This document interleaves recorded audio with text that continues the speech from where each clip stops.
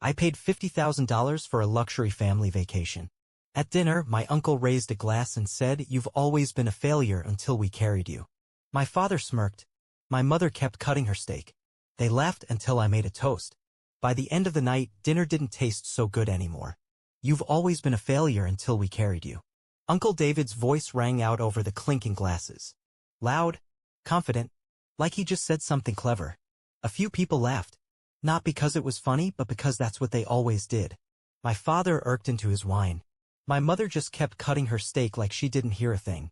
I sat there, swirling my drink, staring at the people around this long, expensive dining table. Every single one of them was enjoying the vacation I paid for. $50,000. Flights. Private chef. Oceanfront villa. Everything. And yet somehow I was still the loser. Because I didn't follow their plan. I wasn't the golden child like my brother Matt who took over the family business. I wasn't the perfect daughter like Olivia who married a rich lawyer and threw charity galas for show. I was the black sheep. The one who dropped out of law school. The one who chose to work with septic tanks instead of sitting in an office. The one who started a dirty business instead of a respectable one. Duke of Drains, Matt once called me at a Christmas dinner thinking he was the funniest guy in the world. Captain of the cesspools, Uncle David had added. At least someone in the family knows how to clean up a mess, I had shot back, earning a few gasps. But that's the thing. They laughed. They mocked. They made jokes about how embarrassing it must be that I made my living pumping out septic tanks and hauling waste. Yet, they never asked how much I actually made. They never bothered to check the numbers when I started signing city contracts. Never noticed when I expanded to industrial clients. Never realized that dirty money paid for this whole vacation. I exhaled slowly, feeling the usual anger creep in. The kind I always swallowed down. The kind I let slide off my shoulders because family is family, right? Nah, not this time. I stood up, raising my glass. A toast. Everyone turned. A few eyebrows lifted. I never made toasts. To family, I started, keeping my voice light. To the people who always remind me where I came from. A few chuckles. Matt leaned back in his chair, smirking. He thought I was playing along. I smiled. And to me, I said, for paying for this entire trip. Silence. Uncle David's grin faded. My mother finally looked up. My father's fingers tightened around his glass. $50,000, I continued, swirling my drink. For the villa. The food. The endless bottles of wine you've all been enjoying. I took a sip, letting the words sink in. So, cheers, I said, lifting my glass higher. To the failure who somehow managed to pay for everything, with clean money from a dirty job. Dead silence. Matt looked like he'd swallowed a lemon. Olivia let out a nervous laugh. "Oh, come on, David was just joking." "Yeah," Uncle David muttered. "Just a joke." I looked at him and smiled. Funny. I don't hear anyone laughing. I downed the rest of my drink and sat back down. Dinner suddenly didn't taste so good for them anymore. I leaned back in my chair, waiting for someone to speak. But they didn't. My father cleared his throat like he was about to say something wise, but instead he just swirled his wine. Uncle David stared at the table as if he had just noticed the pattern on the tablecloth. My mother acted like none of this concerned her. But I saw it. I saw the way the truth was gnawing at them. What's wrong? I raised an eyebrow. Is the truth hard to swallow? Or is it just difficult to admit that this failure paid for all of this? It's not about the money, my brother Matt finally spoke, setting down his fork. It's about status. I laughed. Oh really? And tell me, does status pay the bills now? Matt frowned but quickly regained his usual confidence. Don't be so simple-minded, brother, he said, straightening his posture. We're building something bigger than just making money. The family business is about prestige, tradition, influence. You wouldn't understand that because you chose, well, you know. I drummed my fingers on the table. Yeah, let's talk about that. About your prestigious business. The one that, if I'm not mistaken, is barely staying afloat. The flicker of tension across Matt's face was satisfying. Tell me, who paid for last year's corporate losses? I tilted my head. Oh right, Dad had to take out another loan. And what about Olivia's little boutique? Still in the red, isn't it? Yet somehow I'm the one being laughed at when I'm the only one at this table who can afford to take the whole family on a vacation without begging for an extension from the bank. Asterisk. Matt's jaw tightened. That's not the point, he snapped. There's more to life than just making money. It's about respect. Influence. Being part of something bigger. I smirked. Right? So let me get this straight. If you struggle and barely make ends meet, it's building a legacy. But if I actually succeed in my field, I'm still a joke because my work isn't glamorous enough for you. Matt clenched his teeth. Money isn't everything. I picked up my glass and took a slow sip. Tell that to the waiter when the bill comes. Silence. Because no matter how much they talked about status, when it came down to it, I was the only one keeping this family's luxurious lifestyle running. And they knew it. Silence lingered over the table like a heavy fog, thick with everything they wanted to say but couldn't. Or wouldn't. Matt clenched his jaw. Olivia avoided eye contact, suddenly fascinated by her wine glass. My father exhaled slowly through his nose, the way he did when he was trying not to lose his temper. And Uncle David? He just sat there, drumming his fingers against the table, still processing the fact that I had just thrown their entire idea of success back in their faces. Money isn't everything, Matt repeated, his voice tighter this time. I chuckled, shaking my head. Right? And yet, for some reason, none of you could afford this trip. Funny how that works, huh? Olivia finally spoke, her tone overly sweet, the way she always got when she was trying to keep the peace. Look, no one's saying what you do isn't important. Oh, really? I raised an eyebrow. Because last I checked, every time my job came up in conversation, you all acted like I should be embarrassed. Like I should be ashamed of building something from the ground up just because it doesn't come with a fancy title or a corner office. Matt scoffed. Come on, it's not the same. What you do is bleed Dad dry while pretending you're businessmen. That shut him up. For a moment, nobody spoke. The only sound was the distant crash of waves against the shore outside. The villa, the private chef, the endless bottles of imported wine, it all suddenly felt absurd. This entire trip, this whole facade of a family vacation, was built on the illusion that we were still the same family we had been years ago. But we weren't. I wasn't. And they hated that. I exhaled through my nose and leaned forward, placing my elbows on the table. You know what really gets me? The hypocrisy. Matt rolled his eyes. Oh, here we go. I ignored him. You all love to talk about status and legacy and prestige. But when it comes down to it, none of you actually do anything. You sit around, living off a name that means less and less every year, waiting for Dad to fix your problems while looking down on me for actually working. Dad finally spoke, his voice calm but firm. That's enough. I turned to him, my expression unreadable. Is it? Because I'm just getting started. He exhaled, rubbing his temples. No one is doubting that you work hard. But there are certain expectations in this family. Certain responsibilities. Responsibilities? I laughed bitterly. Like what? Pretending everything's fine while Matt's big business plans sink faster than a lead weight? Covering for Olivia's terrible investments? Smiling while you all pretend that without your help I wouldn't have made it. Olivia flinched. Dad's jaw tightened. That's not fair. Isn't it? Silence. I sighed and leaned back. You know what? Let's stop pretending. Let's just say it out loud. I spread my hands. You all think that no matter how much money I make, no matter how successful I become, I'll never really belong at this table because of what I do. Because it's not respectable enough for you. No one disagreed. That was all the confirmation I needed. I took my time letting that reality sink in. Then I picked up my glass, swirling the liquid inside before taking another sip.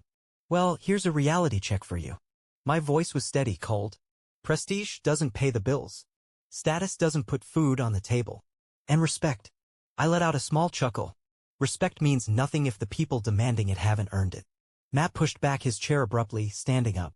You think you're better than us, don't you? I met his eyes. No. I set my glass down. I just know my worth. And it turns out it's a lot more than whatever title you keep chasing. He opened his mouth like he wanted to say something else, maybe another insult, maybe a weak attempt to regain control of the conversation, but nothing came out. Instead, he just shook his head and stormed out onto the balcony, slamming the door behind him. I sighed, running a hand through my hair. You see? That's the difference between us. When things get uncomfortable, I stay. I deal with it. But you. I gestured toward the door. You run. Dad looked tired. Older, somehow. You don't have to do this. Do what? I gave a humorless smile. Speak the truth? His lips pressed into a thin line. You're still part of this family. I stared at him for a long moment. Then I shook my head. No, I said simply. I'm your son, sure. But family? Family doesn't treat you like this. I pushed back my chair and stood up. Where are you going? Olivia asked hesitantly. To enjoy the rest of my vacation. I turned to face them one last time, my expression unreadable. You're welcome, by the way. And with that I walked out, leaving them to sit in the mess they had made. This time I wasn't the one cleaning it up. I spent the next 2 days actually enjoying my vacation. Without the constant backhanded comments and judgmental stares, the villa finally felt like paradise. I swam in the infinity pool overlooking the ocean, took my morning coffee on the balcony in peace, and even treated myself to a private fishing trip. For once, I wasn't just funding luxury, I was living it. But of course, the silence from my family didn't last. On the third evening, just as I was returning from a beachside dinner, I found my father waiting for me in the villa's lounge, a half-empty glass of whiskey in his hand. "We need to talk." I sighed, tossing my sunglasses onto the table. "Do we?" "Sit down." I didn't. "Fine," he exhaled, rubbing his temple. "I'll just get to the point. The business is in trouble." I smirked. "No kidding. This isn't a joke." "Neither was my career, but that never stopped you from laughing at it." His eyes flickered with irritation, but he held his composure. "Look, I know we've had our differences." I scoffed. "Differences? You mean the part where you and the rest of the family treated me like a second-class citizen because I wasn't sitting in some cushy office pretending to be important?" "That's not fair," he said, but there was no real conviction behind it. I folded my arms. "Tell me what's really going on. Because if you're here, alone, without Matt or Olivia, it means you're desperate. And I love to hear why." He sighed again, heavier this time, and set his glass down. "We're hemorrhaging money. The last few years have been rough, but now it's bad. We lost a few key investors, and Matt's last expansion attempt was a disaster. The bank won't extend another loan. If we don't do something fast, the company could collapse." I let the words sink in. "So, that's why they needed me now. Not because they suddenly saw my worth. Not because they regretted treating me like an outsider. But because their golden child, their precious legacy, had driven the business straight into the ground. And let me guess," I said, leaning against the counter, "you want me to help bail you out?" He didn't say anything, which was answer enough. I let out a short laugh, shaking my head. "You know, Dad, it's funny. A few nights ago, you were all sitting around that dinner table making sure I knew that no matter how much money I made, I'd never be your equal. And now here you are asking me for help. It's not just about us," he said, frustration creeping into his voice. "There are employees who rely on us. Families who need their paychecks. This isn't just about pride." I tilted my head. "You sure about that? Because if this were only about protecting jobs, you'd have swallowed your ego and asked me for help before everything went to hell. Instead, you waited until you had no other choice." Silence. I sighed and crossed my arms. "Let me guess.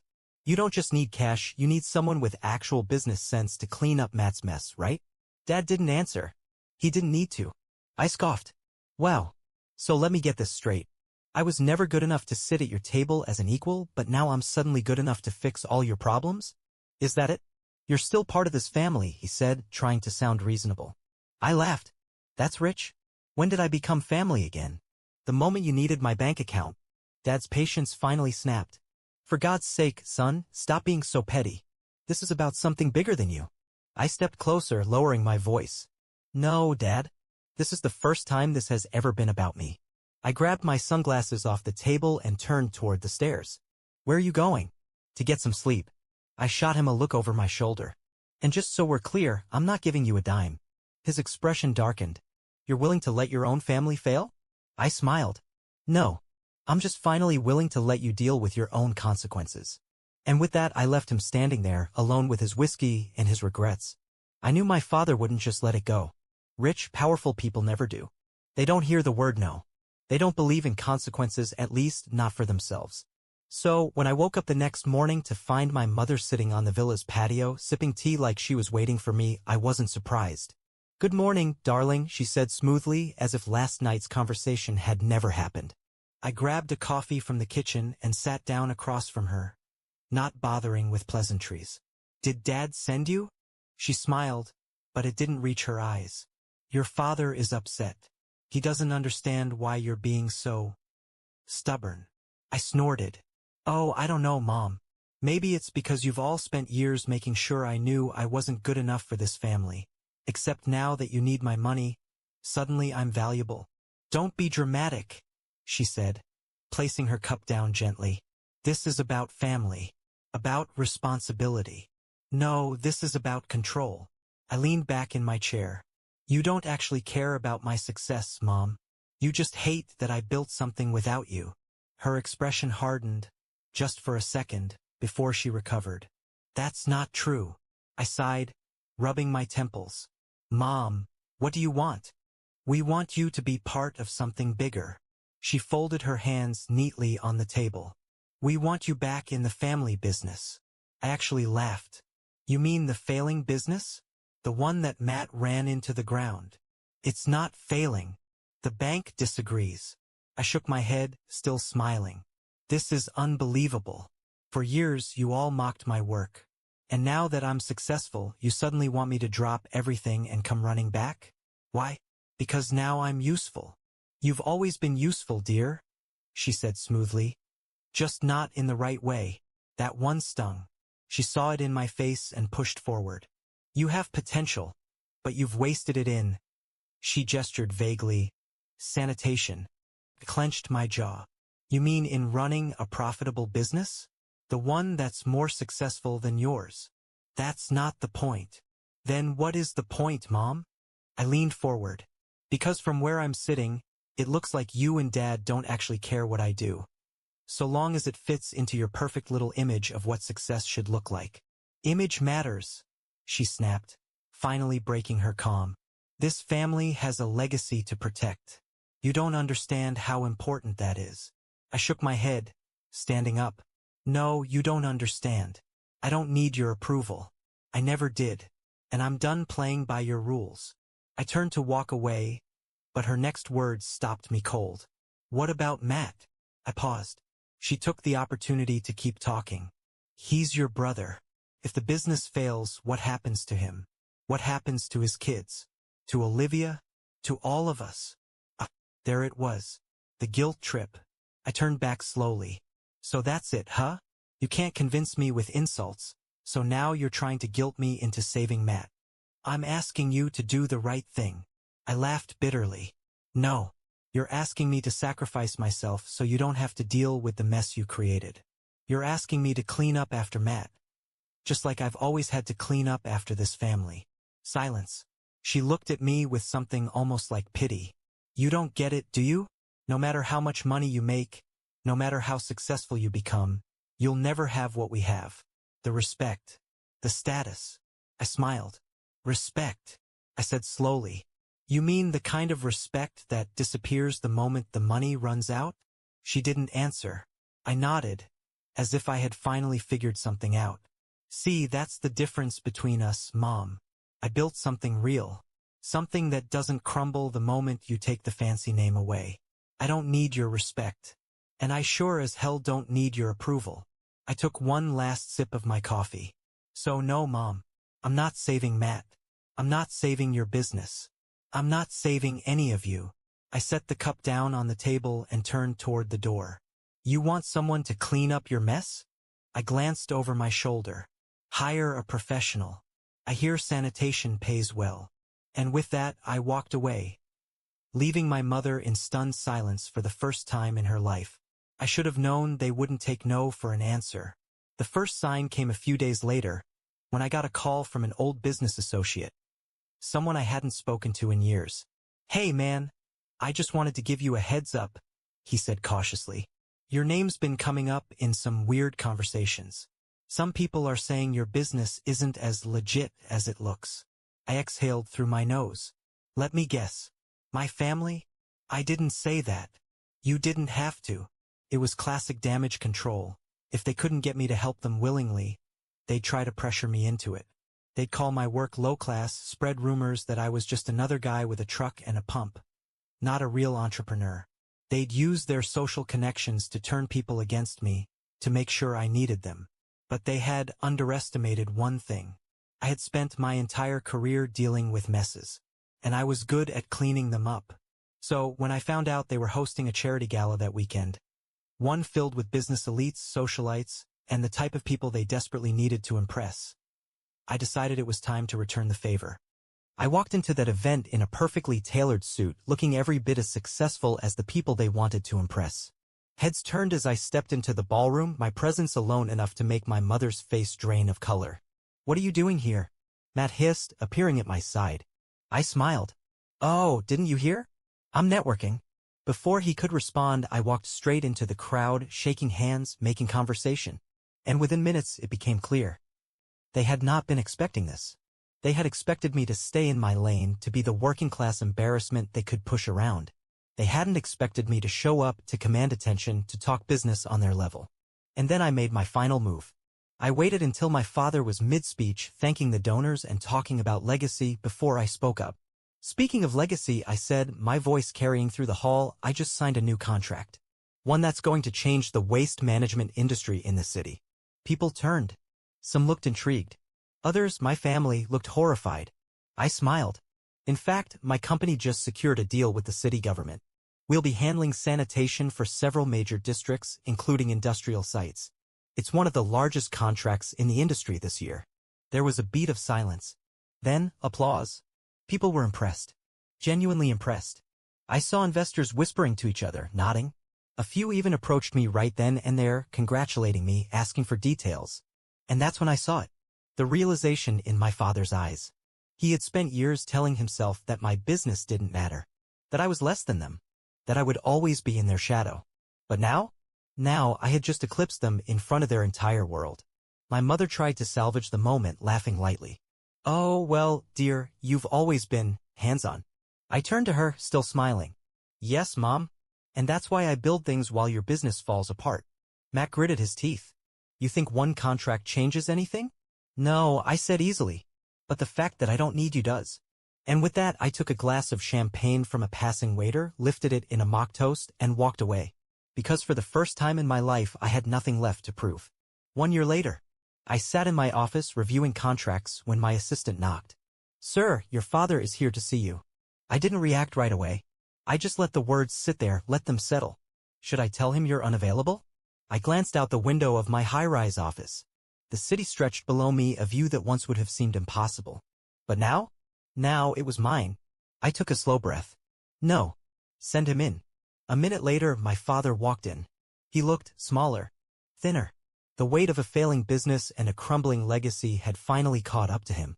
You're doing well, he said, glancing around. I nodded. I am. He hesitated, then finally spoke. The business is failing. I didn't react. Matt's tried everything. Olivia too. But we can't hold it together anymore. I waited. We need help. And there it was. The thing they had sworn would never happen. I let out a slow breath. You spent years telling me I wasn't good enough. That I wasn't one of you. That my work wasn't respectable. He flinched. And now you want me to save you? It's not like that, he said quickly. We're family. I leaned forward. No, we're not. The words hit like a slap. You don't mean that, he said quietly. I held his gaze. Yes, I do. For the first time I saw it, realization. He understood finally that I was gone. That he had pushed me away for too long and there was no coming back. I'm sorry, he said at last. For everything. I studied him for a long moment. Then I stood up, adjusting my suit. I know. And then I walked him to the door. Because no matter how much they regretted it, no matter how much they wanted to undo the past, I was done cleaning up their messes. They had made their choice. And I had made mine.